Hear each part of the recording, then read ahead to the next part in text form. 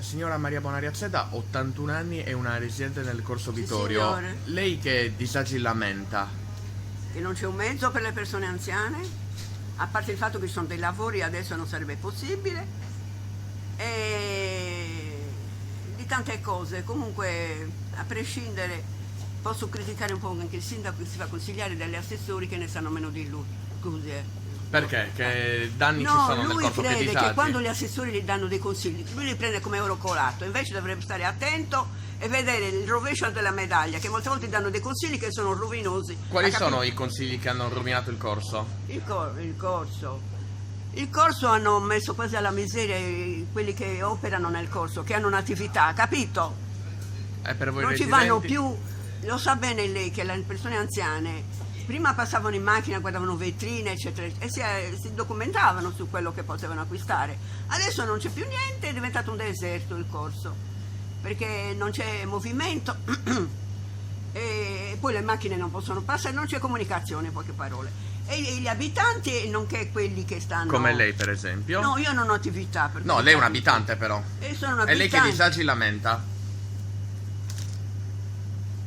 Di tante cose, ma adesso non mi sovviene il coso. Certo, un lamento devo... Beh, il pullman per tutti dovremmo averlo, e quello è poco male. Ah, e poi le dica al sindaco che l'ospedale San Giovanni di Dio è di Cagliaritani, non è né del comune né della regione, ha capito? Lei è andato qualche volta Lei all'ospedale? lamenta anche quindi la chiusura dell'ospedale? No, lamento, come no? Adesso faccio per dire, uno arriva nel porto di Cagliari, immagina un infartuato, da qui arriveremo serrato, quello muore nell'ambulanza. Dovrebbe lasciare come si chiama? 3 reparti, uno cardiologico, uno quando avviene un'interruzione della circolazione, uno per interruzione della circolazione, come si chiama? Collasso cardiocircolatorio, e per le cose proprio urgenti. Almeno 3 reparti qui all'ospedale San Giovanni di Dio dovevano lasciare. Impiegano altri medici in modo che qualcuno che ha bisogno urgente di essere soccorso trova subito il soccorso, ha capito?